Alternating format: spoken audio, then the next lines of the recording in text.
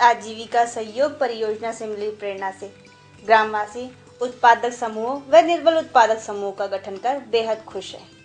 इन समूहों के माध्यम से काश्तकार परिवारों को कृषि उत्पादन, पशुपालन व गैर कृषि व्यवसायियों को एक नया दृष्टिकोण मिला है। परियोजना से जुड़े सभी परिवारों की आजीविका को सुनिश्चित करने की दिशा में ग्राम स्तर पर गठित यह समूह प्रथम एवं महत्वपूर्ण कड़ी है। उत्तराखंड की सुदूर पहाड़ियों में बसे ये ऐसे ही एक गांव की छोटी सी कहानी है। 62 परिवारों के इस छोटे से गांव में 5 उत्पादक समूह बने हैं, जिनमें एक निर्बल उत्पादक समूह भी है। परियोजना से मिली प्रेरणा से प्रत्येक उत्पादक समूह ने अपनी 3 प्रमुख उत्पादन गतिविधियों का चयन किया है। समूह से जुड़े सभी सदस्य इन चयनित गतिविधियों के अंतर्गत उत्पादन कर रहे हैं, जिसमें परियोजना उनकी सहायता कर रही है। तो आइए आपको उत्पादक समूह के सदस्यों से मिलवाते हैं। मैं निर्बल उत्पादक समूह का सदस्य हूँ। हमारे समूह में 8 सदस्य हैं। मैं अपने समूह के अन्य सदस्यों के साथ मिलकर हस्तशिल्प व्यवसाय से अपनी आजीविका अर्जित कर रहा हूँ। मेरे समूह के सदस्य दुग्ध उत्पादन और आलू उत्पादन भी कर रहे हैं। गांव में 2 परिवार ऐसे भी हैं जिनके पुरुष मुखिया की मृत्यु हो चुकी है। उन परिवारों की विधवा महिलाएं भी हमारे समूह के सदस्य हैं। मेरी तरह एक अन्य परिवार के मुखिया भी विकलांग हैं। समूह में 2 परिवार अंत्योदय श्रेणी से और 2 परिवार अति पिछड़ी जाति से आते हैं। यह सभी लोग हमारे निर्बल उत्पादक समूह के सदस्य हैं। मैं दुर्गा उत्पादक समूह से जुड़ी हूँ। हमारे समूह में 10 सदस्य हैं। हमारे समूह की सब्जी मूल्य वृद्धि श्रृंखला के आधार पर वर्षभर गतिविधियां क्रियान्वित करता है। हमारी प्रारंभिक गतिविधि आलू उत्पादन और द्वितीय गतिविधि मटर उत्पादन है। मेरे समूह का नाम गीता उत्पादक समूह है। वह हमारे समूह की मूल्य वृद्धि श्रृंखला मसाला उत्पादन है। इसके अंतर्गत पहली गतिविधि अदरक उत्पादन व दूसरी प्याज उत्पादन है। हम सभी 12 लोग मिलन उत्पादक समूह से हैं। आज हमारी मासिक बैठक है। हम अपनी उत्पादक गतिविधियों के बारे में चर्चा कर रहे हैं। तकनीकी संस्था की ओर से आजीविका सुगमकर्ता भी हमारी सहायता के लिए बैठक में उपस्थित है।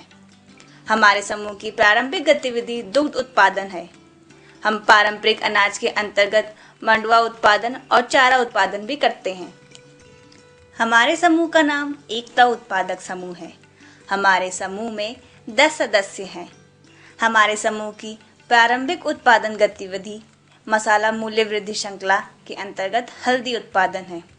इसके अतिरिक्त हमारे समूह में लहसुन उत्पादन भी होता है। मैं सर्वोत्तम उत्पादक समूह से जुड़ा हूँ। हमारे समूह में 13 सदस्य हैं। वर्ष भर हमारे समूह की वैल्यू चेन दलहन उत्पादन है। हमारी प्रारंभिक गतिविधि गहत उत्पादन, द्वितीय गतिविधि मसूर उत्पादन है।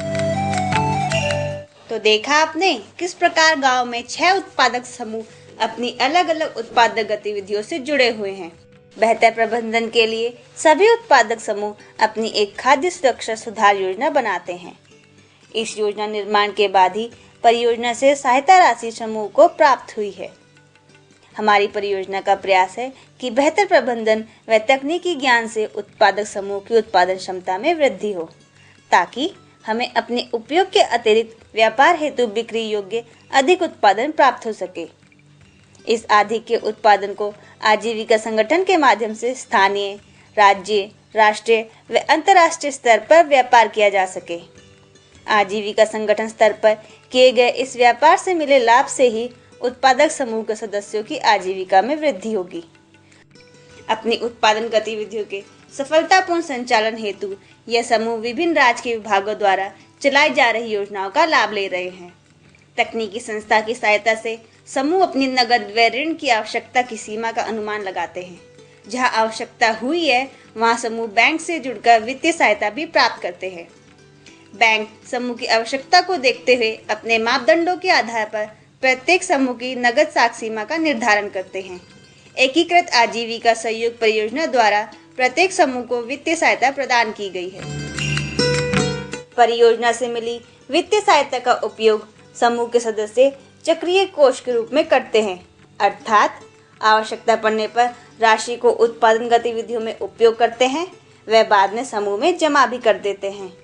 इसके साथ ही उत्पादक समूह के सदस्य प्रत्येक माह अपने समूह में मासिक बचत के रूप में 100 रुपए से 200 रुपए तक जमा भी करते हैं। परियोजना के माध्यम से उत्पादन गतिविधि के सफलतापूर्वक संचालन हेतु तकनीकी सहायता भी प्रदान की जाती है। समय समय पर हमें अनेक ज्ञानवर्धक सामग्री मिलती है, जिससे उत्पादन संबंधी विभिन्न प्रकार की जानकारी मिलती है। हमारी आजीविका में वृद्धि हो, इसके लिए परियोजना हमें विभिन्न स्रोतों से सहायता दे रही है।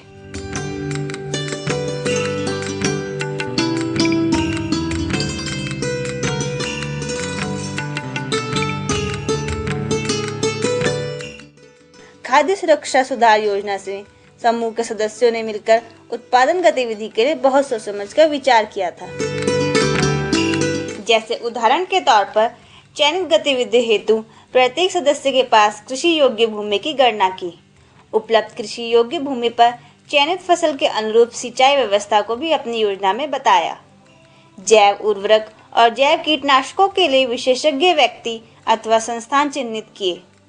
कृषि उपकरणों जैसे प्रकाश प्रपंच, स्प्रे मशीन, ट्रिलर, वीडर आदि को खरीदने या किराए पर लेने संबंधी सभी परिस्थितियों में पूर्व के अनुभवों से विशेषज्ञों की सलाह ली। विशेषज्ञों की सलाह के आधार पर ही चयनित फसल के कुल उत्पादन का आकलन किया गया। फसल की अंकुरण अवस्था, पौधे की बढ़ने की अवस्था, पुष्प अवस्था, पकने की अवस्था और फसल कटाई विधि द्वारा फसल उत्पादन के आकलन का वर्णन भी हमने अपनी खाद्य सुरक्षा सुधार योजना में किया है।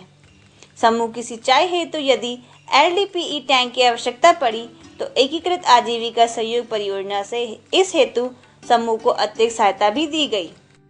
परियोजना की ओर से दिए गए फॉर्म्स पर इन सभी अवस्थाओं की जानकारियों को भरने हेतु कॉलम्स दिए गए हैं।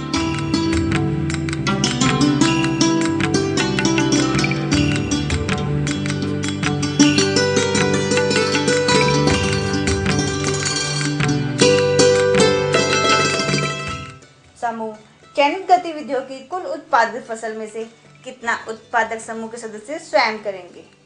स्वयं के उपयोग के बाद विपणन हेतु बचे शेष उत्पादन की मात्रा के साथ ही स्थानीय व अन्य बाजार की आवश्यकता व मिलने वाले संभावित मूल्य का एक अनुमान लगाया जाता है। इसके बाद चयन की गई गतिविधि में उत्पादन की प्रोसेसिंग पैकेजिंग के लिए उसमें होने वाले खर्च व उत्पादन के जोखिमों का आकलन कर सुरक्षा हेतु व्यवस्था सुनिश्चित की गई। फसलों में रोग, कीट, गैर प्रमाणित बीज मिलने, जंगली जानवरों से नुकसान और प्राकृतिक खतरों जैसे ओलावृष्टि, भारी वर्षा, बादल फटने व सूखा पड़ने की दशा में उनसे बचाव के उपाय पर चिंतन किया जाता है। इन सभी जोखिमों कारकों पर सरकार द्वारा जारी की गई फसल बीमा योजना और जोखिम कारकों को कम करने की लागत पर भी विचार करते हैं। फसलों के बाजार भाव के उतार चढ़ाव का अध्ययन और बाजार में महाजन बिचौलियों द्वारा दिए जा रहे प्रलोभन पर विचार व उनके शोषण से बचने के उपाय करना बेहद जरूरी होता है।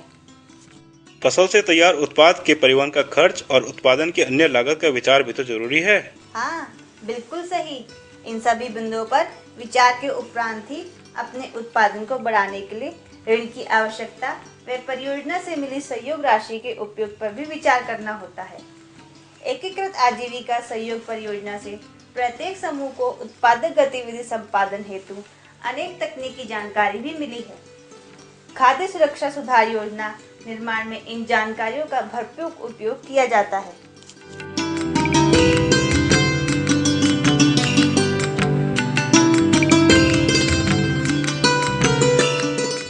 हमारे उत्पादक समूह के कृषि उत्पादन गतिविधियों के बारे में तो आपने हमको सब कुछ बता दिया है, लेकिन पशुपालन की गतिविधि के बारे में भी तो हम लोगों को बता दो। हाँ, बिल्कुल। पशुपालन से संबंधित गतिविधि उत्पादक समूह की गतिविधियों पर भी अवश्य बताएंगे।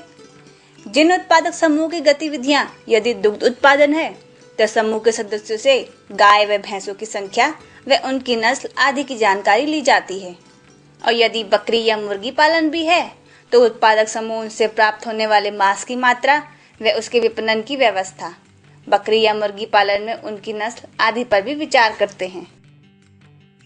हमने यह भी विचार किया है कि हमारे सदस्यों के पास वर्तमान में कितने पशु हैं और हमें अपने समूह की कमाई बढ़ाने के लिए कितने और पशुओं की जरूरत होगी। उनके चारे आदि की व्यवस्था के साथ ही पशु शेड की मरम्मत और मरम्मत की आवश्यकता होने पर लगने वाले खर्च का आकलन भी किया। इसी तरह कृषि उपकरणों के लिए भी समूह को चारा मशीन की आवश्यकता हुई। इसे क्रय करने की दशा में पहले मूल्य की उपलब्धता का आकलन किया गया। सभी परिस्थितियों, पूर्व के अनुभवों व विशेषज्ञों की सलाह के आधार पर ही व्यवसाय में उत्पाद की कुल मात्रा का आकलन किया। ऐसे ही मुर्गी या बकरी पालन की दशा में भी अंडे या मांस के कुल उत्पादन का आकलन किया जाता है। उत्पादित उत्पाद जैसे दूध, अंडे या मांस का उत्पादक समूह के सदस्यों द्वारा स्वयं की खपत के बाद विपणन हेतु बचे शेष उत्पादन की मात्रा का अनुमान, बाजार में मिलने वाले मूल्य का आकलन, उत्पादन के जोखिमों का आकलन व सुरक्षा हेतु व्यवस्था करनी होती है। इसके लिए हमारे द्वारा रोग आदि से बचाव के उपाय किए गए। निकटवर्ती पशु चिकित्सक, पैरोवेट आदि से संपर्क किया गया। सरकार द्वारा जारी की गई पशु बीमा से जोड़ा गया। कुल उत्पादित दूध, अंडे या मांस के विपणन हेतु परिवहन पर विचार भी किया गया।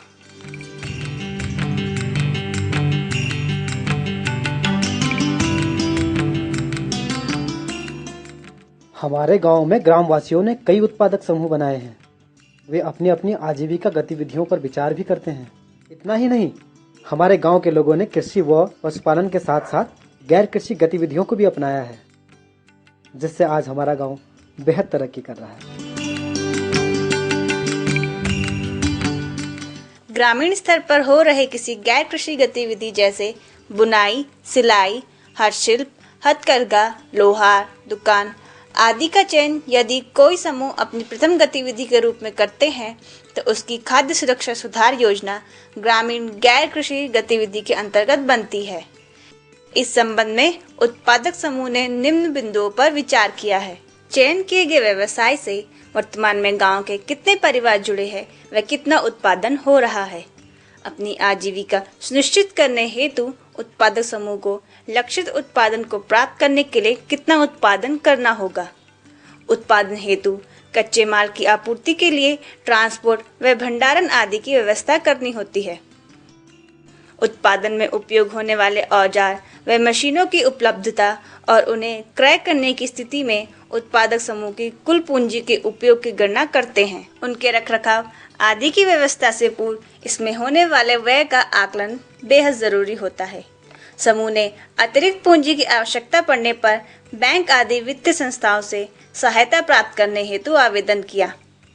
चयनित व्यवसाय को सुचारू रूप से चलाने हेतु मासिक, द्विमासिक, छमाही पर होने वाली नियमित राशि की व्यवस्था, गांव में जो गतिविधि वर्तमान में हो रही है उसकी लाभ हानि का विश्लेषण, वर्तमान बाजार अर्थात मांग व आपूर्ति का विश्लेषण, उत्पादन बढ़ाने की दिशा में तैयार उत्पाद हेतु बाजार की संभावना का आकलन।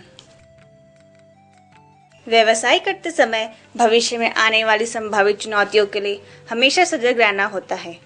इसके लिए उन चुनौतियों का आकलन कर उनसे निपटने की प्रथम रणनीति व परिस्थितियों से निपटने के लिए द्वितीयक योजना, व्यवसाय, उत्पाद गुणवत्ता व आयकर संबंधित वैधानिक प्राविधानों का पालन करना सुनिश्चित किया जाता है।